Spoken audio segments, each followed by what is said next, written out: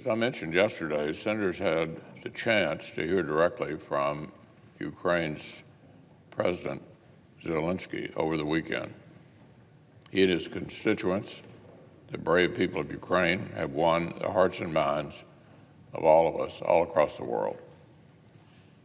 Their pain, of course, is Putin's fault. But as I and others warned for weeks before the invasion, that pain has been compounded by the West's hesitation and sluggishness in helping Ukraine prepare for this onslaught, which we could all see coming. Crisis was not only foreseeable, it was, in fact, foreseen. Republicans spent months urging President Biden to put more lethal aid in Ukrainian hands before Russian invasion made those deliveries much more difficult.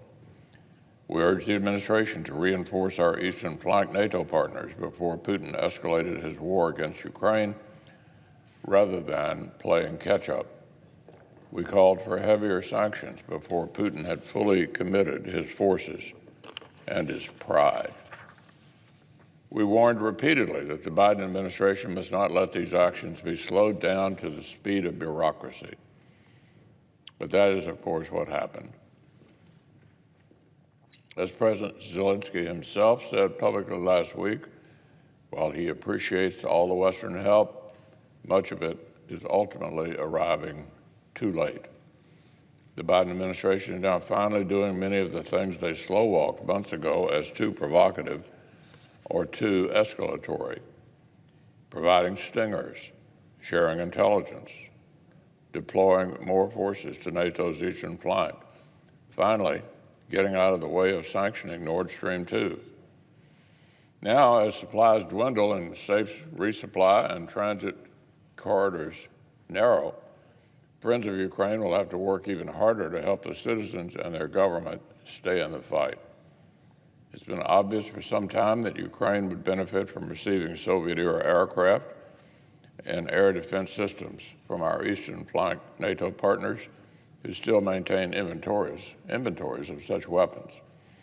The U.S. can help these allies worried about giving up such capabilities by helping to backfill with American-made and NATO standard weapons. I understand the administration may be finally coming around to support this, but again, at the stately pace of bureaucracy.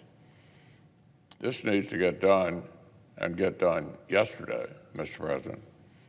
Meanwhile, the Congress is acting. That includes additional security assistance funding for Ukraine and for our eastern flank NATO allies in the supplemental appropriations bill, along with funding for loan guarantees to help eastern flank countries buy American weapons to shore up our collective defenses. I appreciate the Democratic leader working in good faith to accommodate my request that the funding bill significantly increase the security assistance drawdown fund available to the President and to backfill our DoD stockpiles that are helping our friends in harm's way. I hope we finalize those steps soon. This supplemental is urgent, but the fact is the White House has thus far taken steps that limit their own options and made them miss the window to provide impactful assistance. This administration not only reportedly refused a request prior to the conflict to increase the number of U.S. military trainers in the country, but moved the advisors we had to the far west of the country and then pulled them from the country entirely, like they also pulled out our entire diplomatic mission. These non-combat advisors could have helped facilitate more shipments of weapons to the field, more training to teach Ukrainians how to use them. They could have laid important logistical groundwork to ensure weapons could continue to flow through the front lines after the conflict began. In area after area, the record shows the Biden administration pulled their punches, even though everyone knew that the war was coming. And even so, the Ukrainians are mounting an incredible and brave resistance. Imagine where these brave people might be now if the administration moved at the speed of necessity rather than the snail's pace of bureaucracy. Now we must commit to keep lethal aid flowing. We have to continue strengthening NATO and deepening our security partnerships and interoperability with other European partners. We need to encourage more commitments, like the German Chancellor's recent announcement that they will massively step up their investment in their own defense and in NATO. And perhaps most important of all, we cannot have Washington politicians in the business of shortchanging our own defense spending at the very time when we are pleading with Western Europe to increase theirs.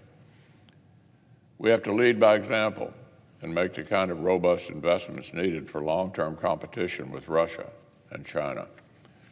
In the meantime, the sobering reality is that Ukraine is very likely to see more and escalating brutality in the days and the weeks ahead.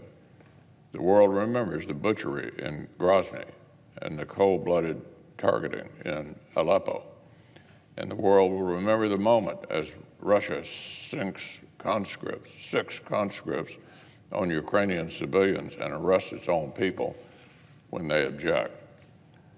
For all of the Kremlin's lies about Ukraine, about how it's supposedly just an extension of Russia and its people are really Russians, we now know for certain that Russians and Ukrainians do have, in fact, at least one thing in common. Vladimir Putin considers their lives equally disposable.